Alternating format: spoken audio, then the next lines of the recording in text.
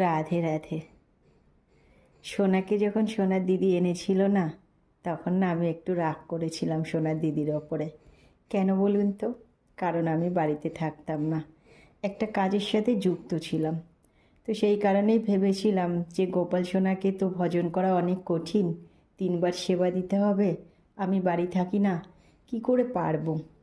তারপর ভাবলাম ভগবান যখন এসেছেন, তখন আমার যত কষ্টই হোক না কেন, ভগবানকে তো ঠিক টাইম মতো সেবা দিতেও হবে।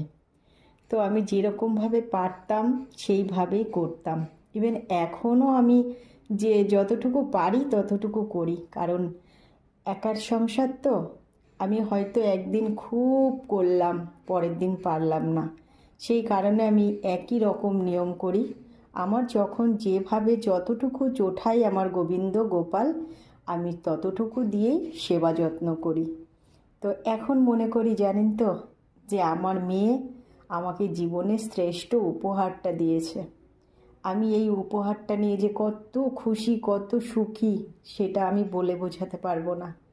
তো আমার সোনাকে পেয়ে আমি অনেক খুশি, শুধু আমি না, সোনার বাবাও। সোনার বাবা তো সোনাকে একদম সেই সন্তান রূপেই দেখে, আর আমিও না সন্তান রূপেই দেখে ফেলেছি। আমি তো সব সময় সন্তান স্নেহে কথা বলি, তাই আমার মনে হয় যে আমার একটা মেয়ে একটা ছেলে।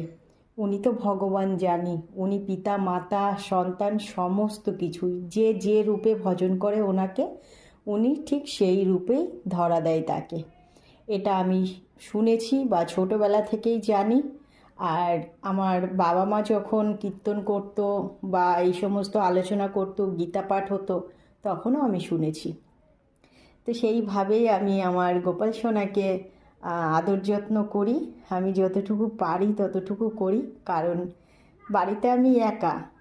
একা বলতে সোনার বাবা, আমি সোনার বাবা তো কাজেই থাকে, আর আমাকে একাই সব কিছু সামলাতে হয়। তো সব কিছুর মধ্যে দিয়েও আমার গোপাল সোনা সবার আগে, আমার আমার মাধব রাধারানী সবার আগে। ওনাদের কাজকর্ম করে তারপরে বাকি কাজগুলো আমি করি। ঘুম থেকে উঠেই আগে স্নান করে আমার সোনাকে সেবা দেওয়া, এটা আমার নিয়মে চলে এসেছে। আর সোনাকে তো সোনার বাবাই ঘুম থেকে তুলে দেয় সকালবেলাটা, কারণ সোনার বাবা অনেক সকালে ওঠে। তো তখন প্রথম কাজটা সোনাকে তোলা। একদিন যদি না তুলতে পারে, তাহলে ওর বাবার না একটু কষ্ট কষ্ট হয়। বলে আজকে তো আমি গোপাল সোনাকে তুলতে পারলাম না।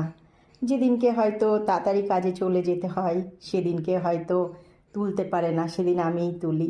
তো এরকমই একটা হয়ে গেছে জানেন তো। তো দেখুন, সন্ধ্যাবেলায় তো সন্ধ্যা দিয়েছিলাম, আর এই পঞ্চুটাকে খুলে